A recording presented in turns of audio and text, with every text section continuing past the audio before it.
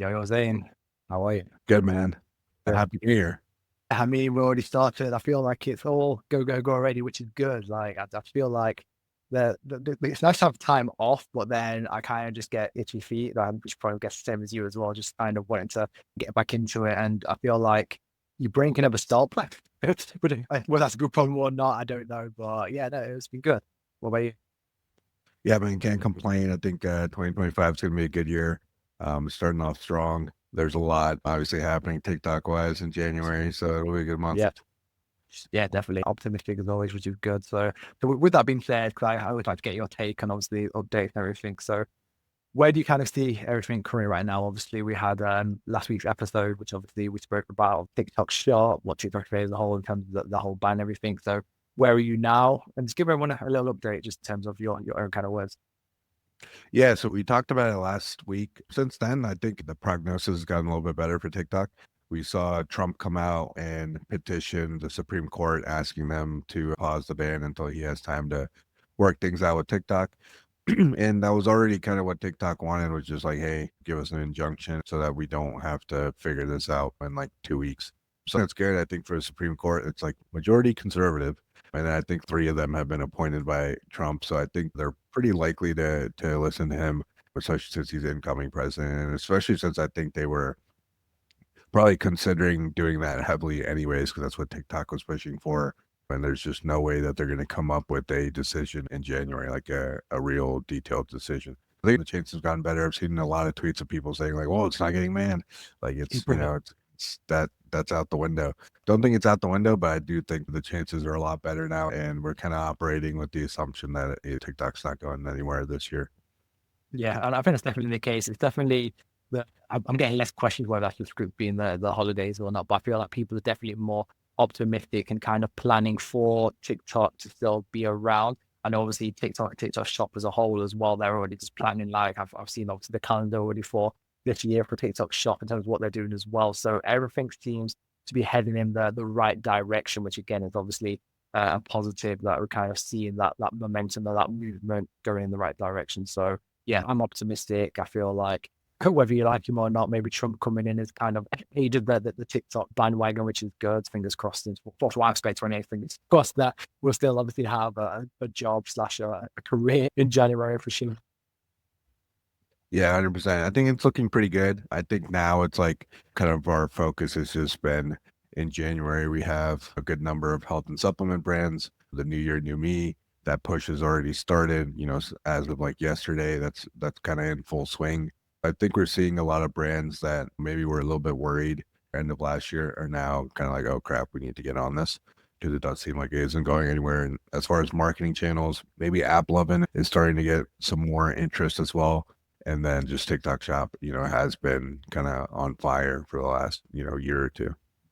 Yeah, I don't know about you, but from my Twitter feed, Apple Loving seems to have quiet down now, and I've not actually banned the keyword or anything. I don't know if that's just the situation or people just kind of used to it now and just kind of rolling with it, but it seems to have definitely, from my perspective, quieting down when people are still getting great results and not talking about it, or maybe it's just the new norm now. Yeah, I've been seeing some tweets with actual data from people that are running post-purchase tools showing that the spend is starting to increase. The purchases that are being attributed to mobile ads is still strong. So I think people are still getting good results. I think it's just not as newsworthy anymore. But it'll be interesting to see this year, like, are we going to see it continue to take a good amount of spend? Meta's been making all these algo changes and things all of last year. So maybe we'll see some improvements there. It's interesting because I've seen a lot of predictions, like we've seen a lot of 2025 predictions. They always get good engagement because there's like one or two things in there that people don't agree with. But a couple of them I have seen where, people seem to have confidence that Meta is going to make a comeback. A lot of the ads are running, on Google, like for mobile ads are running on Google Ad Network, maybe Facebook Ad Network as well. So there's other companies out there that can compete on that level. Maybe this will give them that kick to just refocus on those things. Yeah, because I think like I say, it's nothing new, right? It's obviously just Apple kind of came out with a more, I don't know what's the best way to put it, but they kind of came out with something that's maybe more sustainable, whether they've marketed it better, and obviously there's just all the Twitter folks on there that are kind of like pushing it as well. I don't know why it kind of became a big thing. Like I say, it's nothing new, but it seems to or maybe because it's hit the DTC crowd, that might be the missing link in terms of why it's got a lot more of the push it's got. For example, you could run other verticals on it before, right? And obviously that's probably why it's got a bit more of a more talk about it. Yeah, I think the e-commerce world that we're in is kind of a bubble where, Apple Oven's like a huge company, like crazy That's what I market cap, thought. publicly traded.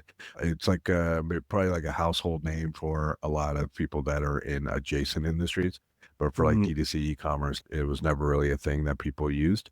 So I think they did a really good job of onboarding some of those e-commerce brands, giving them crazy credits to try it out, giving them really white glove service. Then they started tweeting about it, and then it just really took hold.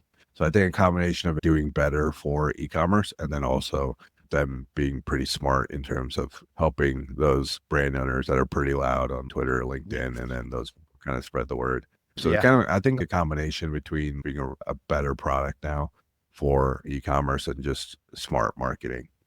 100%. They push the right buttons, you reach out to the right people, and obviously, like you say, word of mouth spreads, whether it's good press or bad press, right? They're definitely kind of hit it well, which is good. So, no, I think that they're doing it right, which is good. And hopefully, other companies out there, like I said, not reinvented the wheel, but again, they'll probably, I'm sure we'll hear other platforms and stuff start to have a bit more of this space in the market as well in terms of being able to deliver these high ROI numbers or great results as well. Like in general trends for 2025, Apple Oven maybe, I think specifically to TikTok Shop, like I think we'll see, and this has always been kind of a lagging for US TikTok Shop, but I think live streaming has so much room to grow. We're always getting asked by brands about live streaming, and we've never been Mhm. like, oh yeah, that's like the thing you got to do out of the gate. Like first day on TikTok Shop, like you need to be live streaming. It's never been a thing for us. And then we've seen a lot of the live streaming agencies that are big in the US, like they have US operations. A lot of them are coming from China and other parts of Mhm. Asia where it's Yeah, bigger there. So for them, it was like, hey, no brainer. Let's set this up in the US.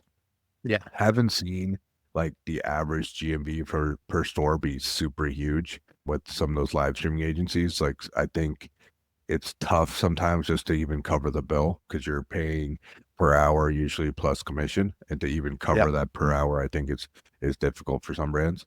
But there's just so much room for live streaming to grow. Another thing that we're kind of seeing is like it's very easy now to make like a short form video with AI, with an AI UGC affiliate, so we could get to the point where, you know, AI, I mean, it's just it's improving at such a crazy rate. Like there's that Will Smith eating spaghetti video, and you can see like the difference in the year. So if we get to mid of the year and it's just so much, so much of that can be done by AI, where you can generate like 100, 200 videos to the point where people stop trusting it, or TikTok is just not really loving pushing it in the algo because so much of it is just AI. We could see live streaming pick up as a result of that, just because, I mean, obviously you'll be able to do that with AI someday too, but I think it'll take longer than short video. So that's something that we're kind of keeping an eye on, is like, how is live streaming going to evolve this year and grow? Because I think it's so small in the US market that like for it to grow 200%, 400% is not crazy at all, Yeah. especially with TikTok Shop growing, ridiculous amounts year over year. Yeah, and that's the thing. And again, like you mentioned, and obviously we'll talk about what trends shortly, but yeah, definitely with the live kind of situation, US and even some UK brands are coming to us now and obviously kind of like inquiring about that. And obviously we've done bits in the past where it's more strategy, but like for us, we haven't got like our own studio and all that kind of stuff. And then when you think of it, like I say, all like I mentioned, all the Chinese kind of agencies have come and done it in the US, but when you think as like an agency or a brand to kind of do that, whether it's in-house or kind of get the resources, it does add up pretty quickly. And then, like I say, if you do have to then pass that on to the brand, when you think of the host fees, if you're going to do percentage, when you think of all the studio to rent out, and then again, if you look where the main studios are at the moment, LA seems to be obviously like the main place. And again, that you both know that they're not cheap to kind of rent out them kind of spaces. So again, even though lives sound great right now, and I do think it will come to a point where costs will have to drop or people will get smarter, where the market just gets more accustomed to it. But I feel like there's definitely more talk about lives right now, but it doesn't outweigh the actual cost to kind of do it. It's kind of like a bottom of funnel play where you are going to get sales, don't get me wrong, but when you actually look at the data and actually work out what's gone into it, does it work out right now? Probably not so much. The ones that I've seen have been like in LA, obviously not in the most expensive parts of LA, Yeah. in New York Yeah. City, but Culver not City. in like the most expensive neighborhoods. but Yep. still, not cheap, and the wages are kind of higher there. And I found is that like the issue is like either you can be in LA and New York City where it's like it's easy to recruit some of those UGC affiliates and it's not hard to get the labor, or there's some affiliate groups like they're looking in like cheaper, cost of living states, like they might be North Carolina, Texas, places like that. But then it gets more difficult. It's like, how can you get that top tier talent that, like, if live streaming were to explode and tomorrow you're in the middle of nowhere and you're trying to hire the affiliates, that might be tough.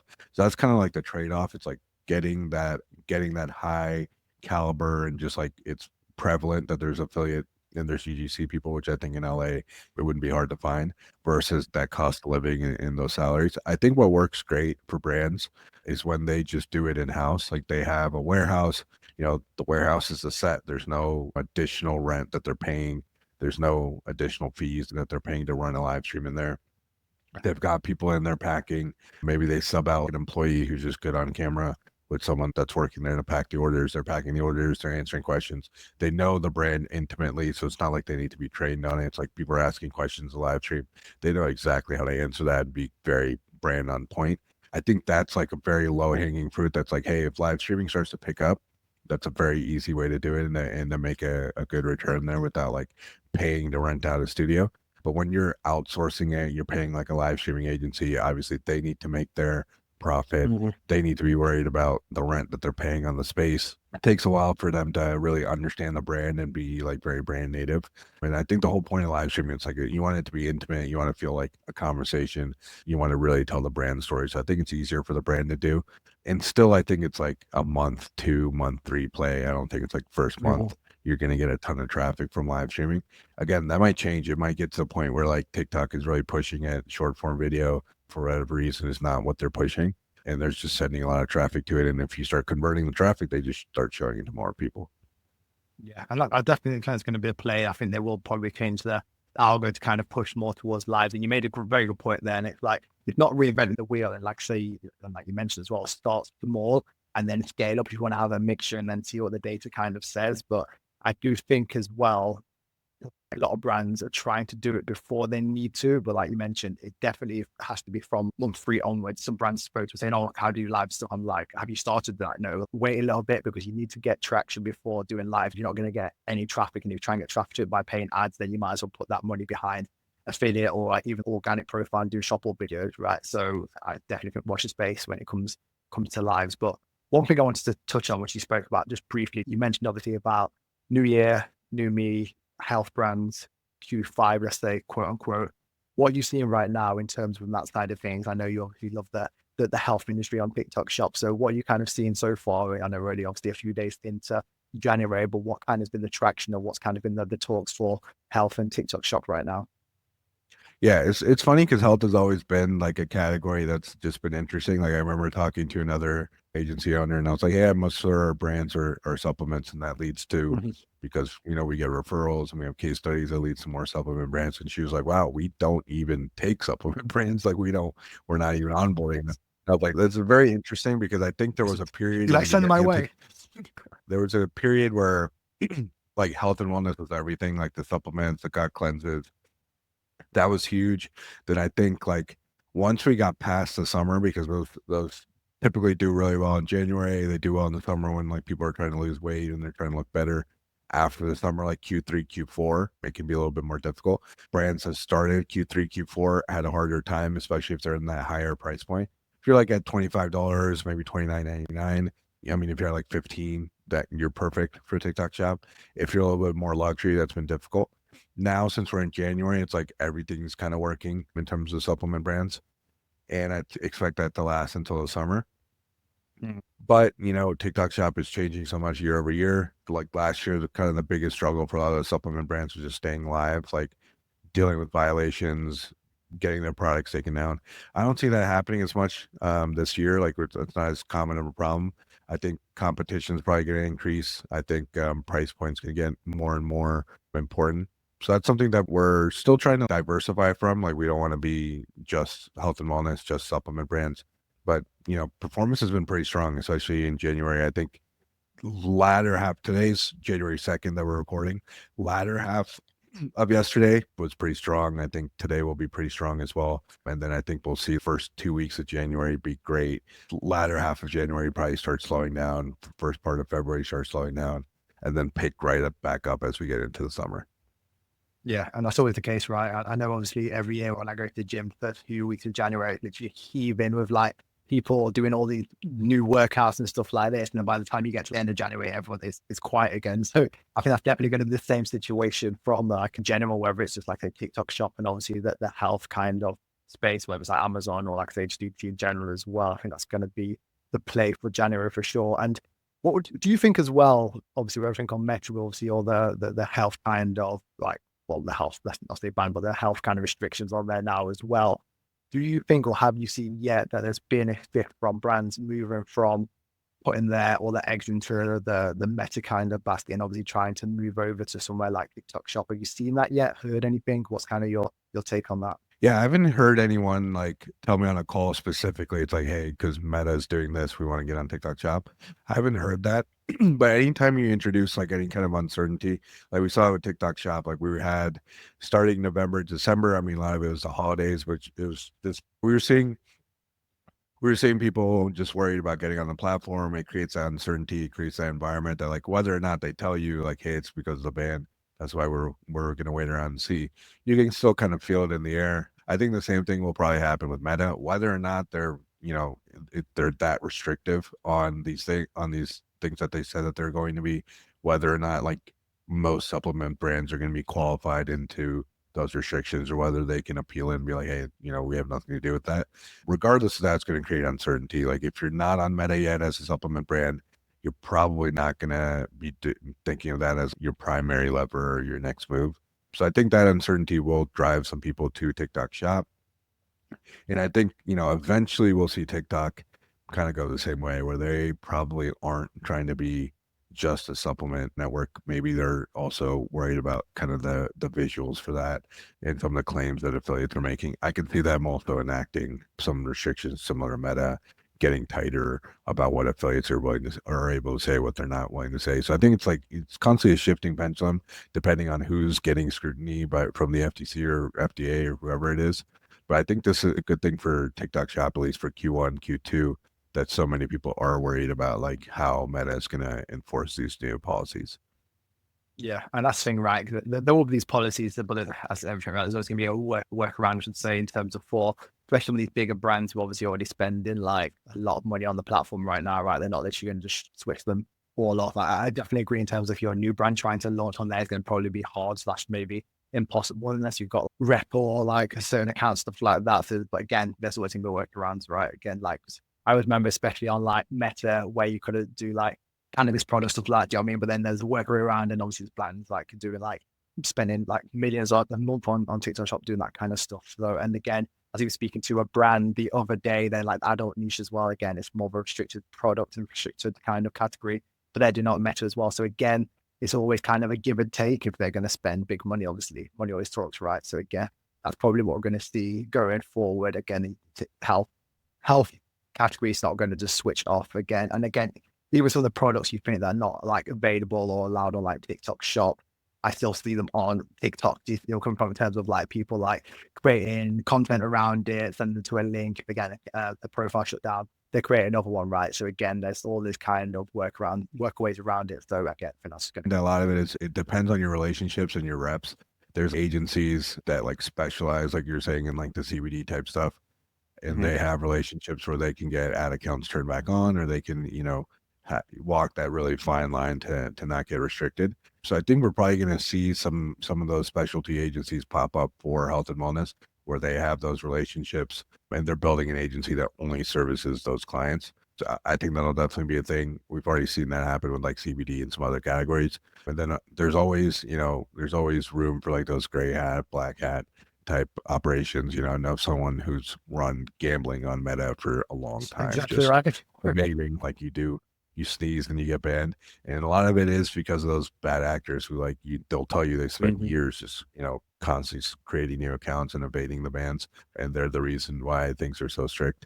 But yeah, it'll be interesting to see how it all shakes out. I think it's a great thing for TikTok, that Meta is kind of driving people their way, because I don't think there's really like a good alternative. Like if you want to go to market as a supplement brand in Meta, you're shying away from Amazon. I don't think you can really launch on there without having some like DUC already retail. I think you're going to see some brands that just go straight to TikTok Shop. I think the really smart ones will test like kind of the way you're supposed to test on Meta, where it's like, hey, try a bunch of angles, do some like research, see what competitors are saying, what angles are saying, use that as inspiration, test a bunch of creatives, find an angle that works, and then just iterate from that.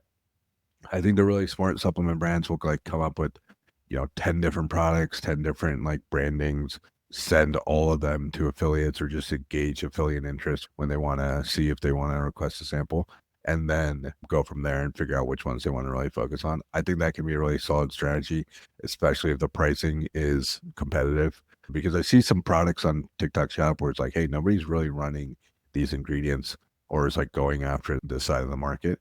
And those brands tend to get way more interest than if you're like the 20th brand doing something that's like shilajit or whatever it is that's just been like cooked on the platform. Yeah, and that's a very good point as well. And I definitely like the kind of strategy. Like, I know obviously we kind of always talk about having that main kind of or a few hero kind of products to kind of start with, but like you say, it could be a good recipe for success. Could be in terms of, like you say, having multiple angles or products, and then kind of like just test the market to begin with and seeing, okay, what kind of sticks, and then kind of scaling from then onwards. So again, there probably will be more opportunity to kind of do that as well if you've got the capability of the samples and be able to do the outreach. Or got the affiliates can do that as well, right? But I feel it definitely could be a good way to at least get that leverage and see what kind of sticks in the market, and then try and scale the one or two which kind of works. Like what you kind of do on Meta, right? You throw a lot of creative at the wall, see what sticks, and then kind of scale a few variables from then onwards, right? Yeah, and there's always like strategies to get that initial interest before you spend like 3 months on TikTok Shop sending out samples and you realize like, hey, it's just not working.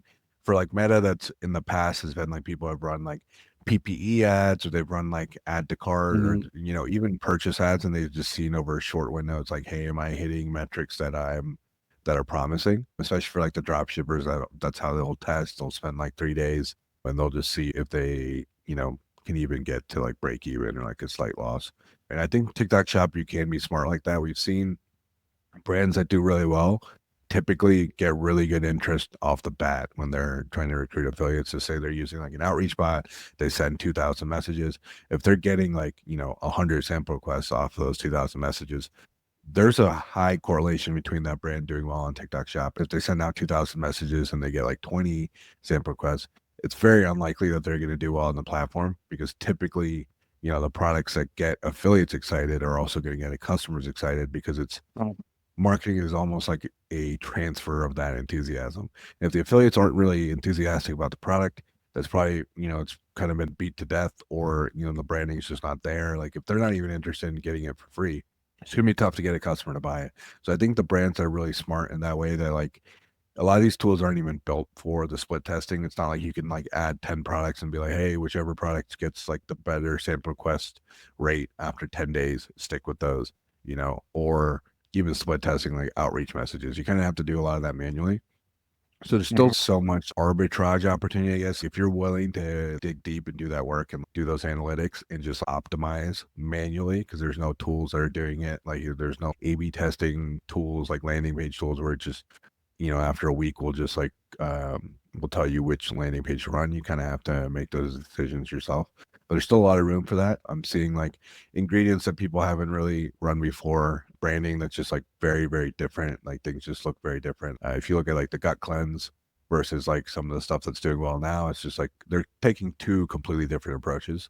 I expect we're going to see like a brand like Goalie that just does things very differently, and then everyone starts to copy and everyone starts to follow along, because there's still so many like 9-figure brands that just aren't even on the platform.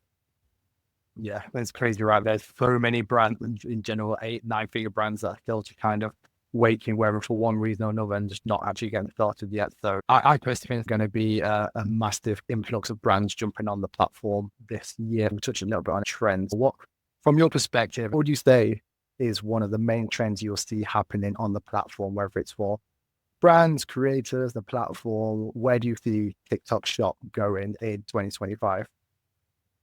Yeah, I think a lot of what was working last year is still going to work. I don't think things are going to change like super massively as it's gotten more mature of a platform. We talked a little bit about live streaming. I think that has a lot of room to grow. And then I think a lot of what's gonna change is gonna be depending on like the rules that TikTok implements. So we had like a period like right in the beginning of Q4 where they got a lot more restrictive about like outbound messaging. They didn't want, brand. They could get stricter there to the point where you kind of have to make those affiliate relationships off platform. They could even provide some kind of internal tool to do it, but have it be like payment gated or something like that. I think there's an opportunity for them to do that as well. So I think how you get those affiliates and how you manage those relationships could really change. They could kind of force you to do a lot of that yourself versus using their platform and kind of spamming their creators. And kind of the trends that we've seen is like the brands that are doing the best have like that really strong internal affiliate community that they're training, that they're keeping motivated, they're running their own contests, they're doing all that internally. We're seeing less and less of brands like just using creator groups. They're using them one off, they're paying some flat fees, and then, they're hoping that they can just send out samples to flat fee create or to commission only affiliates. The ones that have really done well, they have affiliates promoting for like 2 or 3 months. They're doing contests. They have an affiliate manager who's in there keeping the affiliates happy, giving them coaching, giving them trends to copy, things like that. I think we'll see more of like just like that higher effort for affiliates do well. But at the end of the day, I think like solid affiliates, solid angles, good products, 90% of that core just is not going to change because that's just, what does well in e-commerce in general. Yeah, I think you're spot on there as well. And like you mentioned, especially with the affiliate, and I think where a lot of brands go wrong as well, they forget about that compound effect that a piece of content today might not go viral or start to pick up any traction for maybe 90 days, 180 days, or whatever it kind of looks like. And the thing we see with obviously some of our brands now, content that was working in April is still working today, right? So again, it's kind of that compounding kind of impact that you can get creators on board, create good content. They're seeing commission coming in.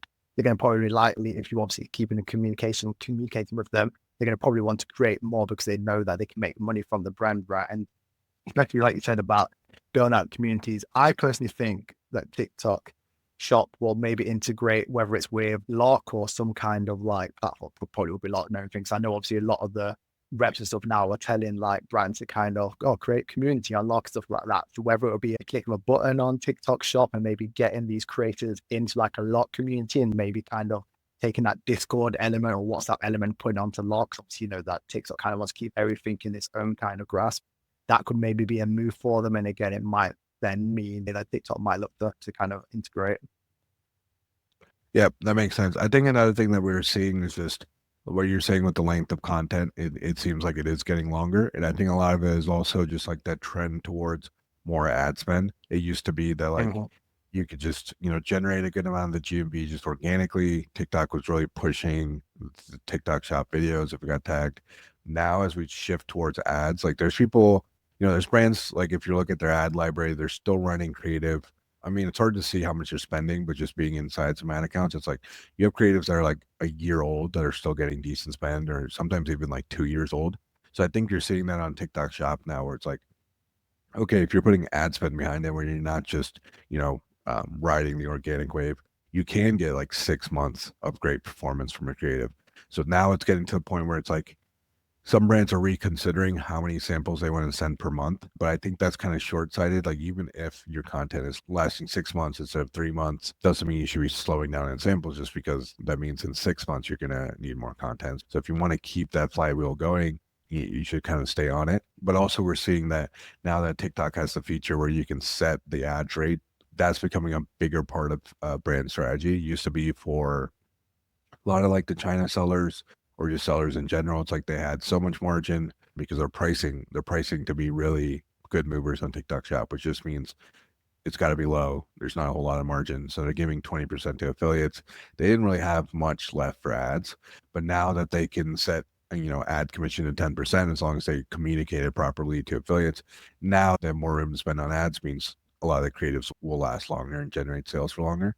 So I think we'll see more of brands just like focusing on quality over quantity, just knowing that like, hey, if we get 10 great creatives, that's a lot of revenue that we can do over 6 months versus, before when it was just organic only, 10 great creatives is just going to last you like a month or two. So there might be a shift to quality. There might be a big focus on just scripting better and just having affiliates copy videos that are really doing well.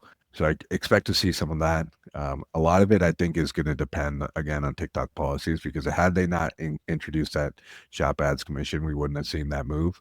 And I think that's something that maybe they'll be thinking about if it was even like the right move, especially in the way that it's being communicated to affiliates, because you can set like a 25-30% rate.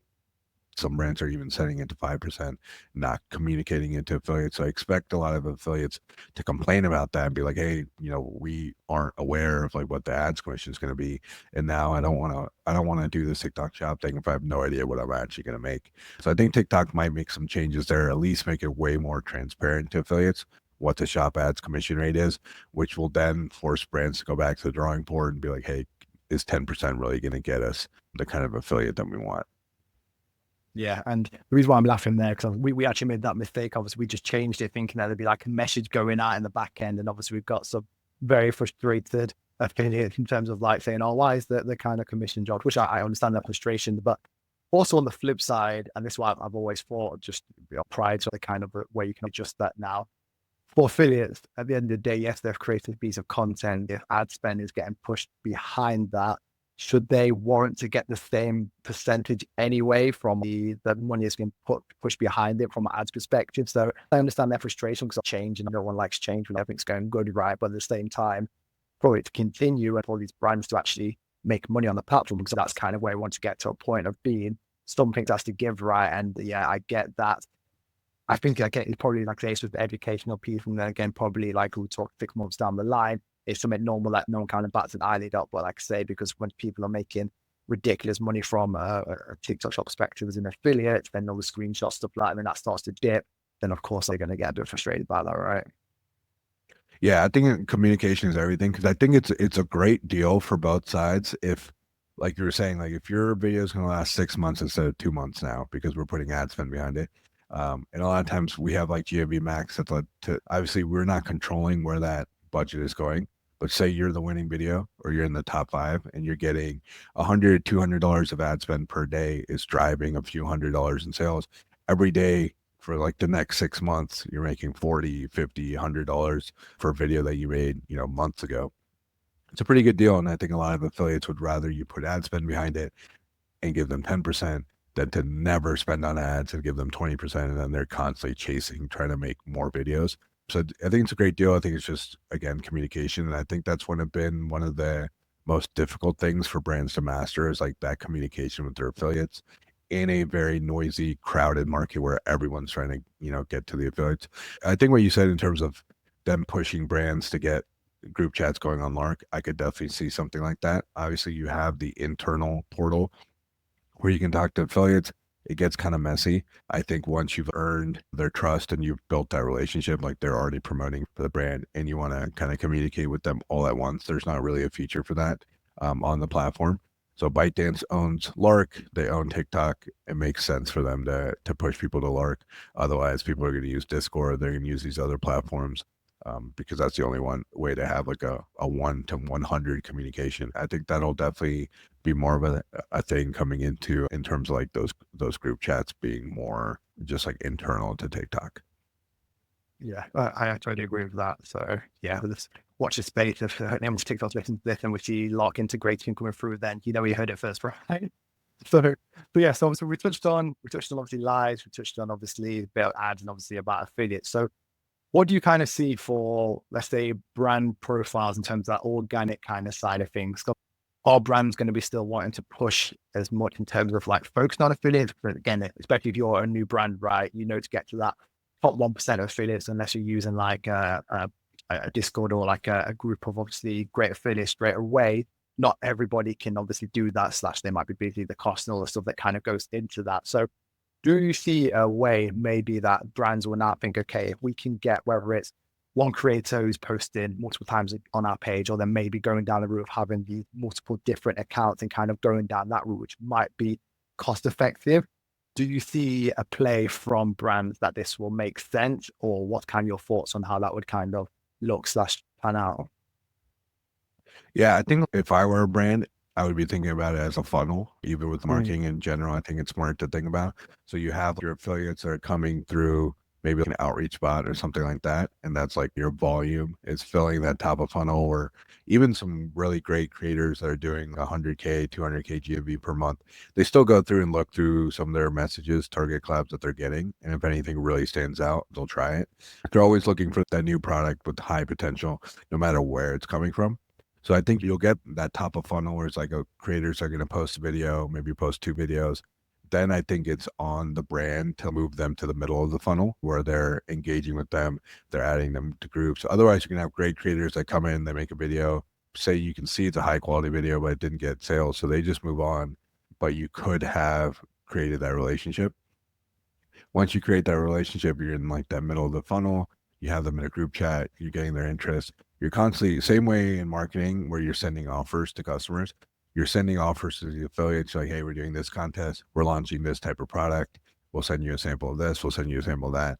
Eventually, after 3 or 4, there might be something that the affiliate's interested in. They're like, oh, you're launching that product. I'm interested in that. Or you're doing a contest and there's like a big cash prize. That's something I'm interested in. I don't want to request any new samples this month.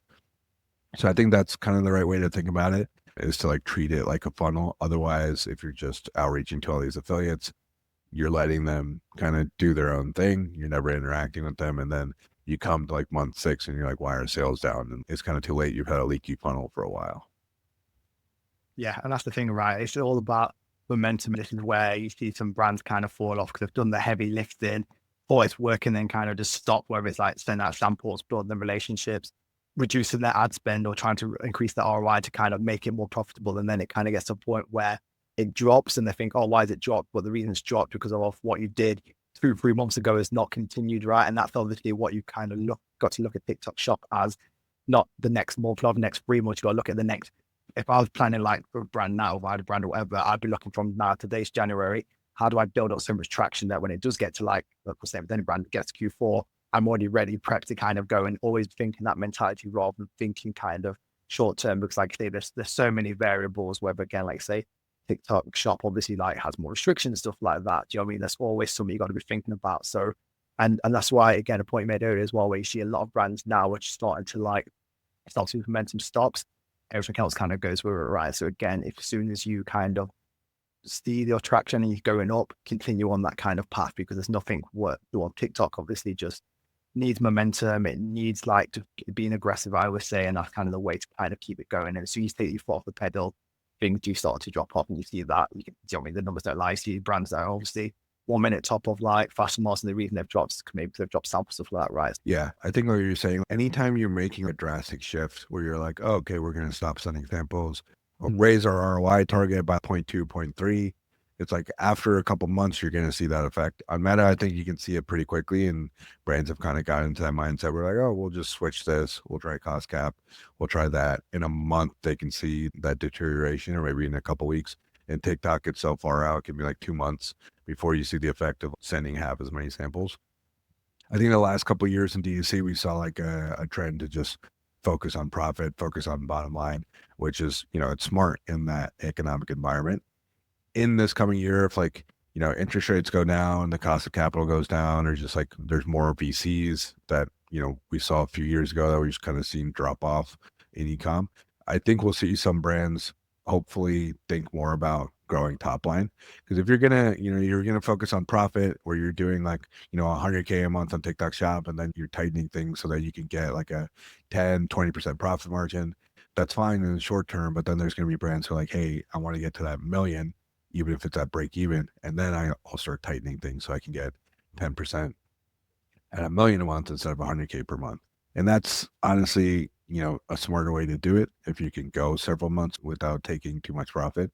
So I'm hoping more brands do adapt that mentality in terms of, okay, I want to grow top line. I don't want to just be overly obsessed with bottom line, which obviously, it's a luxury to be able to do that. But then you can gain market share in some place like TikTok. We saw Goalie do that, like not just market share, but mind share, where they're constantly launching new contests. They seem to be effective. New brands are trying to launch contests are just kind of getting lost in the whole swarm of brands that are trying to get affiliate attention. Once you've gotten the attention, it's much easier to hold. So hopefully some brands start to think that way, because Goalie is obviously a big player in supplements, but there's so many different categories on TikTok Shop that can have their own Goalie. Food and beverage is definitely a big category that I don't think has. I mean, you got like Prime Bites and some other ones, but you don't have like a Goalie in that category. And there's going to be categories that I think are going to pick up steam. Like we haven't seen a ton in apparel that have been huge. We haven't seen a ton in jewelry that have been huge. Even things like beauty, like you have things like BK Beauty, but Goalie's doing like 7-8 million a month. I haven't seen that in a lot of categories. So there can be a brand in each category that does that. That's like, hey, I'm not even worried about my bottom line here. And we've seen the supplements have that approach. It's just like, hey, I'm gonna increase my top line. The spill over into retail, the spill over to Amazon is where I'm going to try and make my profit. But on TikTok Shop, I just want that to be a huge top of funnel exposure thing for the brand. I think those brands are really going to do well, and hopefully that mentality becomes more popular. Yeah, I totally agree with that. And I think we definitely need to do a whole episode just talking about different categories, because there's so many categories under the radar right now as well. I feel where a lot of brands that are not seeing the same successes because, like, say, they're all in the health niche and trying to copy the same kind of playbook as Goalie trying to do. Whereas, again, if you were in there, kind of know like, say, the fashion niche or the pet niche, for example, do something similar, you're going to probably get the better results. Because, again, that audience, in terms of them affiliates, are not seeing that happening as much. So, again, they're going to be like, oh, I can win basically, I don't know, a Tesla if I wear this kind of thing. So, again, I think it's just obviously finding out, or again, if you're in a category that you can do something like that, then again, you can obviously kind of rule that category by just replicating what other brands are doing in different categories. So yeah, I think we should definitely put in the diary for a whole category session for sure. Yeah, and I think what'll help with kind of that longer term perspective, because like when you hear Goalie talk about it, they're mentioning a lot of times like their repurchase rate. They're like, hey, we have 30% of customers repurchasing. They're talking about their lifetime value. They're like, hey, average customer buys like 6 bottles or something like that. They're knowing their numbers to the point where they know how much they can do and break even on, and know that in 2 or 3 months they'll make a profit on those customers. So I think what will really help is when TikTok finally launches subscribe and save, which I think they've done a really good job of pushing features. Like they've pushed so many features last year that I didn't think were going to come that quick. Shop ads commission being one of them. Some of those features just like came out of nowhere. We're like, oh, okay, great that you actually did push this as fast as you said you would. Subscribe and save has been the one where I've been kind of surprised, because I think they've left for themselves and for sellers just millions of dollars on the table, because I'm sure some customers would love to subscribe and save, and brands would love that as well. Depending on how they roll out that feature, I think that can have really big implications. If they do a really good job of breaking apart, this is your revenue, this is how much your revenue is like monthly recurring, like they've signed up for a subscription, this is the percentage that are signing up for subscribe and save, this is like the average length that they stay on, just really detailed data that will then lead brands to be like, okay, I know I can be, break even or even maybe at a slight loss, knowing what my numbers will look like in 3 months on TikTok Shop. And I think also for affiliates, if affiliates get a piece of those recurring sales, that also changes things. Like if I'm an affiliate and I have a product that has subscribe and save, where I know I'm like, maybe I can get my 10% for 6 months, like a bottle every month instead of just one bottle.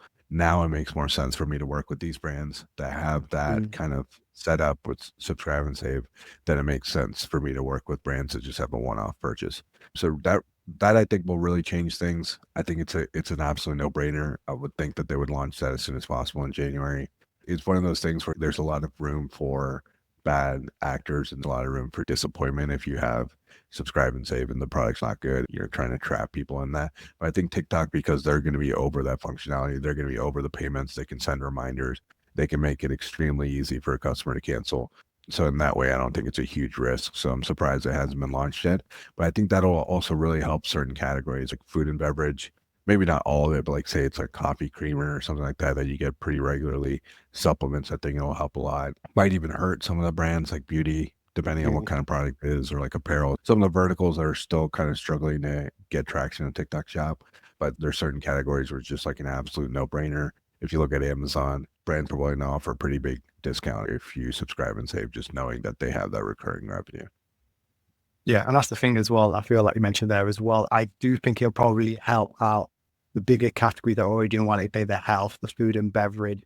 Like a pretty to a degree, it could probably help, but I feel like any kind of them categories, I think they would obviously just catch support. And I feel like when it does come out, we definitely will watch this space. I like the point you mentioned as well in terms of like for the affiliates, if they know that they can get in 10% for 6 month period by doing pretty much less work than they're already doing as well, again, that's just going to obviously like incentivize them even more as well. So again, even these little parts for brand, for user, for affiliate, obviously supports the whole TikTok shop mechanism and helps take it to the next level. The reason why, again, I was advocates of TikTok shop now, it's time to be on there because when the place launches, you already want to have that traction. So when you can add that into the mix, you already can then optimize and scale it rather than trying to get on trying to set up subscribe when then you've got no traction already makes it a lot harder, right? But again, that's kind of why I always mention to people, look, you don't know what's around the corner. Obviously, I always say, TikTok always mention they kind of build the plane in the air and then obviously try and fix it on the way down. That's the reason why you kind of want to be on it, figure it out, try it, and then again, just see how it kind of goes from that onward. Yeah, and I think what you've seen with some ecosystems have done really well. Like if you look at Shopify, Shopify gave so much freedom to apps to build those Mhm. functionalities. So like Shopify is not the one that had to like figure out upsells. Like you had like Zipify and apps like that that built that functionality out very early and made it so like sellers can just implement that so that they can build like a funnel that can get them to that profitability. And I think that would be great on TikTok Shop. If someone's going to order a product that's $20, you offer them like, hey, I'll upgrade it to a larger size, at a discount. You'll go from like a 4 count to an 8 count. I'll take 15% off the 8 count. Or, they check out immediately after they check out. They're like, hey, do you want to add this to the order? I'll give you a discount. There's so many plays in there that like a brand could really build profitability. They're using some kind of tripwire. Because honestly, I think a lot of the issue for brands getting profitability on TikTok Shop is the AOV is so much lower. So like if you're going to sell Yeah. a product at $25, you're paying shipping. TikTok's maybe giving you like a $2 subsidy on shipping now. They're not giving you free shipping. You're paying shipping, you're paying the affiliate, you're paying ad spend. There's just very little room there for you to make a profit. If you can get that AOV up, you just unlock so much more scale for these brands. Mhm. And you also unlock so many more brands that can actually work on TikTok Shop. Because on their website, you go and it's like, they got a newsletter. You subscribe to the newsletter, they're giving you 10, Yeah. 15% off, knowing that they can keep marketing you on the newsletter after you buy or even before you buy. You go and you're about to buy one, they give you like a bundle deal. They're like, hey, we'll give you two, we'll give you three, 15% off, whatever. They're getting their AOV higher. They're doing upsells before you check out, after you check out. They have all this functionality that can get them a little bit extra revenue that can cover, those affiliate costs. It'll give them the ability to give better affiliate commissions. It'll give them the ability to spend more on ads at a lower ROI. If TikTok pushed some of those features, I think we'd see also like just a huge skill difference between brands. Cause there are some brands that just, they're whipping up a storefront. Some of them are like just not that sophisticated of brands. It's just like a cheap product. It's been branded well. It might be coming straight from China. It's just cheap. That's like their biggest differentiator. Then if you come Yeah. out with these extra functionalities, there's so much more strategy involved. It's like, hey, what price point can we offer? Knowing that our upsell take rate is this much, knowing that if we get our AOV here, or knowing that if we get subscribe and save here, then we can make a profit on it. Now it's very strategic and just better suited for really high quality brands. Yeah, and that's the thing, right? So, gosh, there's so much to kind of unpack, and that's why I feel like this year is definitely going to be so exciting. And as always, we can also talk about these kind of topics for like literally hours. But I was coming up to our mark now. Saying so, what to summarize? What do you kind of think is going to happen 2025 for the brands that are going to jump on right now, or the brands that kind of doing well as it is? Where do you kind of see them going in the next 12 months, so we can kind of review and say, okay, this is definitely what happens. Yeah, closing thoughts is I don't think TikTok's going to get banned. We'll see by the time this episode comes out, maybe we'll know. And I think the Well, no, brands that fingers are crossed. hopping on now, fingers crossed. The brands are hopping on now and they're thinking about it as like a top of funnel exercise. They're thinking about it like, hey, how can I grow on TikTok Shop, knowing that the spillover is going to be strong to other channels. Those brands are going to win this year. And I think a lot of brands who didn't think about it the right way or didn't take TikTok Shop seriously are probably going to regret it at the end of the year. Yeah, love that. And yeah, you definitely made a good point there. Again, if you're not thinking about it now, you need to be kind of at least trying it, just testing it out. And like I say, by the time we get to like even like halfway through the year, I feel like there'll be so many different features, so many different updates, or whether it's different variables or different restrictions, whatever it will be. But actually, you've got to kind of be in it to win it, right? So, Zain, as always, it's been a pleasure speaking to you. Obviously, next week, another great kind of episode. But as always, guys, thanks for listening in and look forward to speaking to you all very soon. Peace.